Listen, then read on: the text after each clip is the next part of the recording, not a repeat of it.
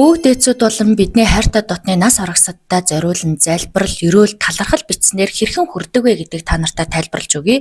Өвөг дээдсүүд нас орогсод маань биднээс тасраад явж байгаа юм биш. Эсвэргээрээ бидний цуснд амьсгалд энерги мэдээлэлд оршсоор байдаг. Тийм ч учраас талархал, залбирал, ерөөл бичснээр удам угсааны энергийн чичирхийллээр дамжуулан зүрхний чин сэтгэлийн чичирхийллээр гал утаа үнрээр дамжин тэдний маань орон зайд хүрдэгэ гэж үздэг.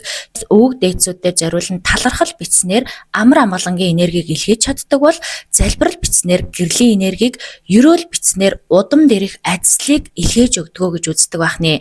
Тиймээс өвөг дээдсээ дурсах нь өнгөрснийг эдгэж байгаа хэрэг биш, харин ирээдүг эдгэж байгаа зан үйл болж өгдөг. Ингээд аврал одоолох хүслийн цаасанд маань 5 өнгийн цаас орсон байгаа.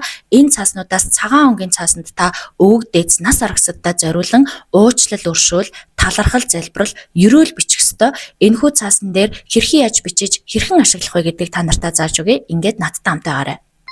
За аврал одоолох хүслийн харьцагт маань 5 өнгийн өр зорилготой ариун модоор хийсэн цааснууд багтсан байгаа. Эдгээрээс цагаан өнгийн цаасыг сонгоод нас аргасадтай болон өвөг дээдсүүдэд зориулан уучлал өршөөл бичнэ, мөн талархал бичнэ, ерөөлөө бичнэ. Хүслийн балаараа за би нарийн талыг сонгоод бичиж байгаа. Өөрийн дотоод чин сэтгэлээсээ гарсан уучлал өршөөлөө, талархал залбирлаа бичиж дуусаад энэхүү цаасан дээр хүслийн ариун тосноосоо тусааж өгнө. Та өөрийнхөө мэдрэмжээр хэрэг хийгч тусаасан болно. За ингээд ариун тосноосоо тусааж дуусныхаа дараа хуйлаад гарынхаа алгандаа энэхүү цаасаа бариад өөрийнхөө бүх бичсэн зүйлүүдийг залбирч даатгах нь мэдэрнэ.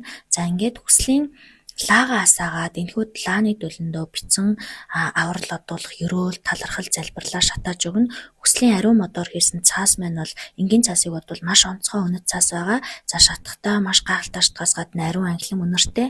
За энэ үнэрт гарч байгаа улаан дөлнүүд нь бол маш гоё гялалцдгаас гадна хэлбэр гаргаж байгаа нь бол таны хүслийг хүлээж авч байгаа гэж ойлгож байна. За ингэж таасныхаа дараа та цэнхэр юм уу улбар шар өнгийн цаасыг сонгоод цэнхэр цаасан дээр өөртөө зориулж байгаа, өөртөө бүхий л хүсэж байгаа ерөөл, даатгал, хүслүүдээ бичнэ, амар амгалан энергиудыг бичнэ. Улбар шар цаасан дээр хүсэж байгаа зориг, тэмүүлэл, эд баялаг, мөнгө, төгрөгтэй холбоотой хүслүүдээ бичнэ. Мөн бичих бүрдээ 3 цаасыг ашиглаж бичгийг мартаоцай.